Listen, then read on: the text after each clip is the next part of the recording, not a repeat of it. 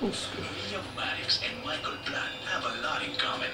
They're army vets, business partners, and they're doing a black Monte Carlo the FBI believes may have been used in bank robberies.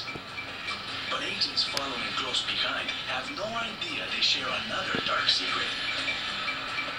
Both their ex-wives died under extremely mysterious circumstances.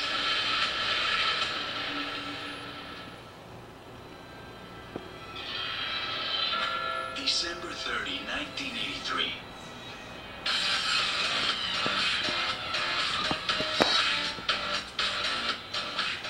William Maddox's wife, Patricia, is working a routine shift at a hospital lab near Columbus, Ohio. She and Maddox have been married 7 years.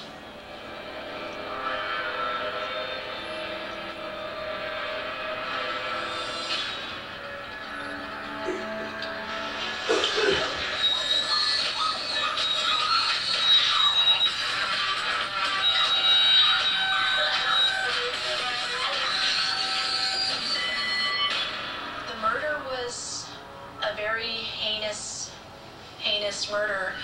Billy Maddox's wife was stabbed more than a dozen times. Unfortunately, one of Patricia Maddox's co-workers was also in the laboratory at the same time.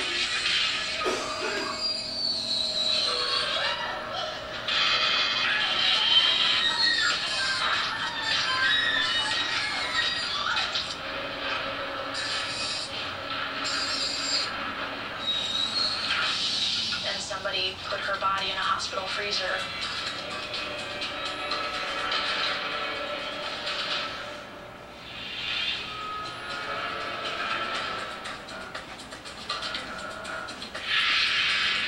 Very little evidence left behind.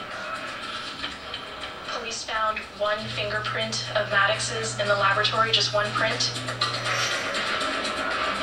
Maddox, his defense was, hey, I went to visit my wife one time a couple weeks ago.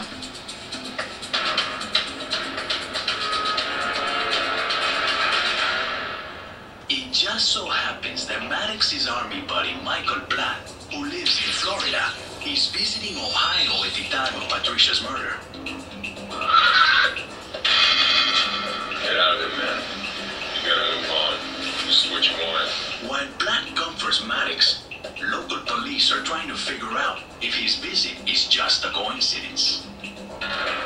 Originally, it was only Billy Maddox who was a suspect. The police in Ohio, they're looking at Billy Maddox killed his wife because they were having marital problems. But after a picture of these two men began to emerge, and after police were able to determine that Platt had been in Ohio when this happened, they began to wonder, well, did Platt do Maddox a favor here? Who really killed her? One of Maddox's girlfriends told us that he brought Platt up to kill his wife. And he made some statements in a church service once about his wife being stabbed 17 times and her throat being cut. And the numbers that he gave and the trauma that he described were never released by Columbus. The Columbus, Ohio cops don't have enough evidence to make a case. And Maddox is the benefactor of his wife's $350,000 life insurance policy.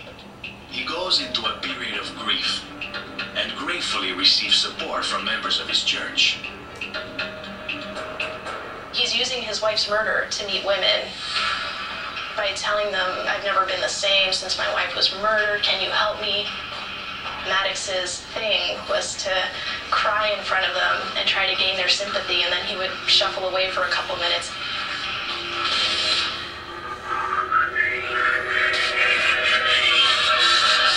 And come back naked.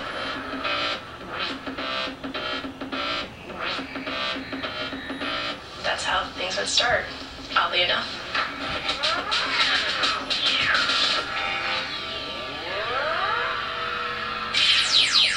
A year later, Michael Platt invites Maddox to move to Florida.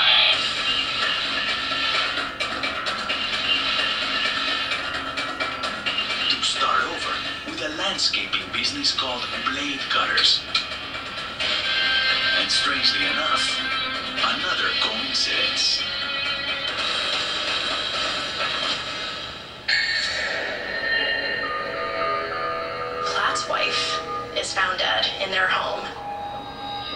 almost exactly a year to the day of Patricia Maddox's murder,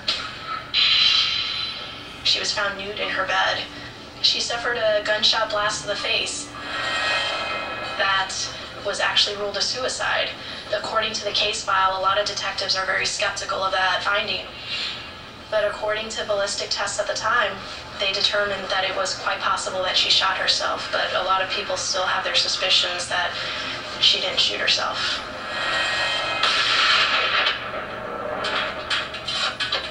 Now it's Michael Blatt's turn to collect insurance money.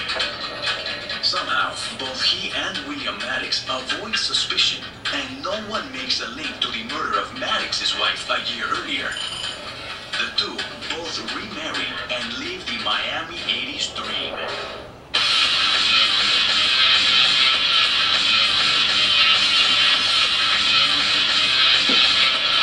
With their wives' deaths, they got a taste of what it was like to have all this money. They bought guns, they bought cars, they bought homes. They were addicted to the high of just having that money. They keep having fun, they keep spending, and when they run out of cash, what do? They go to the bank.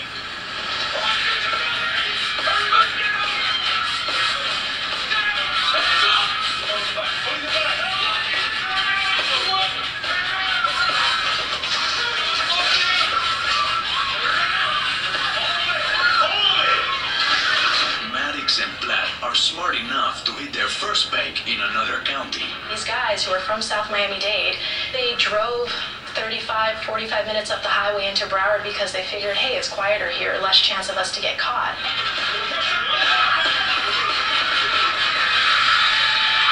And they do not get caught. So they ask, why drive so far for the next ones? They started working a little closer to home and coming into Miami-Dade, and the crimes were getting more violent.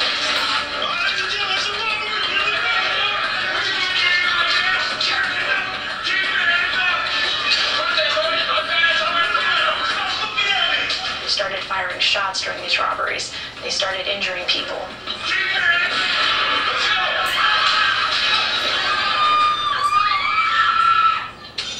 When they need a new getaway car, they don't plan to buy one.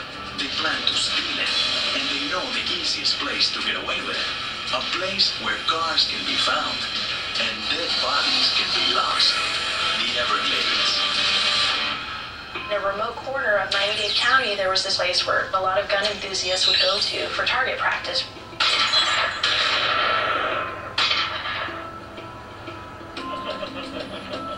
Unfortunately for some of these gun enthusiasts, it also was a place that Maddox and Platt figured, hey, it's isolated enough. We've got bigger guns. This would be a great place to rob people and take their cars. Maddox and Platt find 25-year-old Emilio Briel target shooting. Hey, what's up? How you doing? They're out in the Everglades and they're hunting. They're hunting vehicles that they can use to prey on the rest of the community.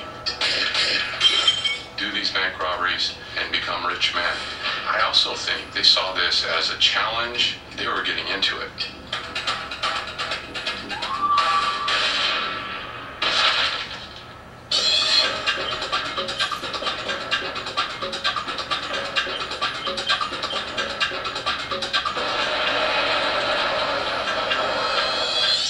Briel's remains will not be found for several months. Maddox and Platt used the stolen vehicle as a getaway car to rob two banks within 90 minutes.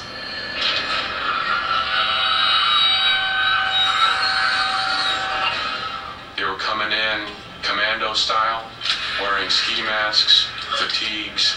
Those patterns were emerging. But the other ironic part about it is these guys were robbing banks basically in their neighborhood. But for Maddox and Platt, success gets boring. More suddenly becomes not enough.